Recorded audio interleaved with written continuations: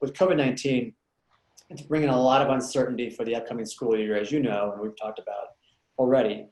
Going forward with this school year, but also maybe beyond, what might both parents and their children or students, we'll call them, keep in mind, and maybe break it down, just in your view, the K through 12, and then with college? Because I think I've heard a lot of things, as you have, and I'm just kind of curious of what you think.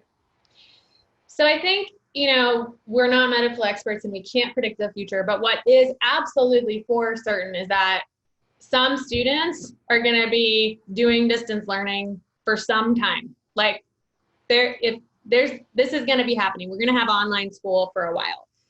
And I think we need to know that's going to happen. And I think the action that we need to take for K-12 is getting that space to not only an equitable, but a quality learning environment. So yes, teachers spent their spring break pivoting to get Zooms and Teams up and running. But now they're starting a new school year with students they don't know, with traditional standards and learning objectives that they have to translate to online. And so, we need to figure out, how do we help them do that? And how do we identify what's the best use of this Zoom time to make this distance online learning a quality space for our students? So that's what I think should absolutely right now happen in the K-12 space. And I don't think it's a waste of time to be preparing for that. We never know. I don't want to say like another pandemic could happen, but how awesome if a student is physically absent from the school building, and we have a system in place to keep them learning, right? Like, that's awesome. There's not going to be a gap in learning. Life happens to everyone regardless of their age. And if they're in a space where they don't have to be in that school building for X, Y, and Z reason, then it would be great to have a system developed that we know can support that student through that time in their life. So I think that's something actionable we can do in K-12 right now. And then I think the opportunity in college, I've said a lot about like diverse experiences and assets.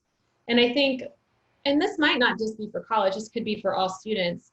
We as adults right now, you and I, Mark, we're learning how to establish relationships, communicate, do project management, get work done online in Zoom as well. And think about it, if you're in college right now, you're cultivating these skills, you're problem solving for this right now. So when you graduate and you go into the world and somebody's like, okay, there's 90% travel in this job, you're going to have teams all over the world, how are you going to project manage X, Y, and Z? They're going to have an answer to that that's not hypothetical.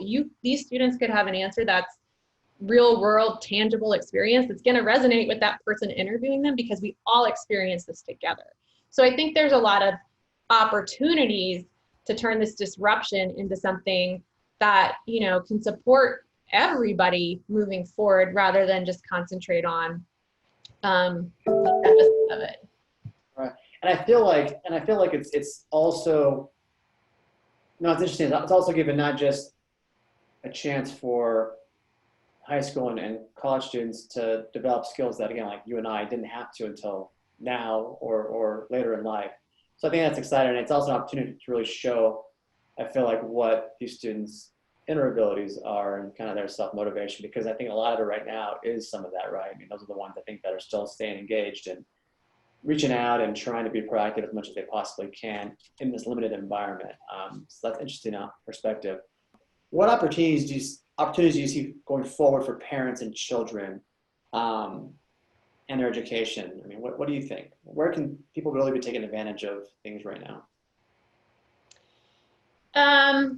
Disruption leads to innovation, right? We know this. Like, we're trained. We know that we can turn this into something positive for all of us. And I think, if I can speak personally for me as a working mom, that it's helped me just not stop relying on Disney Plus and spending an hour outside is a great use of time and figuring out what to do. Or Mark, now that, maybe now moving forward, when you go on road trips, you can turn this into a history lesson and you can be that dad that stops at the historical markers and add some context to these visits. I think, the thing that excites me the most about what's happening now is what can happen to our curriculum. So how students learn online distance learning is what I think it's at the forefront because it's what we have to tackle right now.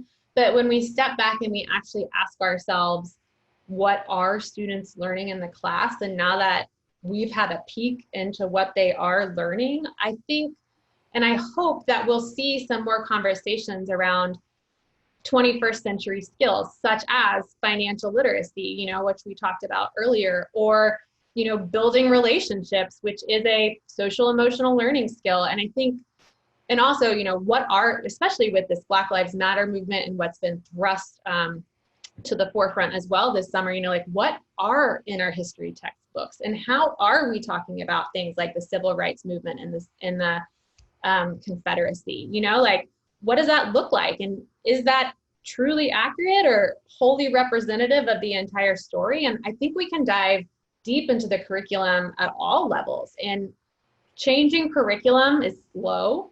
Writing textbooks is it's a very profitable business. And I think, what excites me most is that we could start shifting a curriculum to a truly 21st century curriculum. I have a book on my shelf and it talks about curriculum in 1893. And the same way we talk about it then, like I looked at it last week, it's the same way we talk about it now. So I'm really hoping that we shift the conversation about, what's a viable curriculum for everybody and what they're learning right now. Yeah. That's great. I think we've all been forced in the world to push things forward at a little bit faster pace. So I'm with you. I'm excited at what can come out of this and the opportunities that we find to become more efficient and better people. So my good friend, Dr. Audrey Bokelage with the Maya Consulting Group, thank you so much for joining us today. I know a lot of people will really enjoy this discussion and we look forward to sharing with our audience. And meanwhile, hope to see you soon and enjoy the weather down in Austin. Bye, Mark. Thank you. Bye-bye.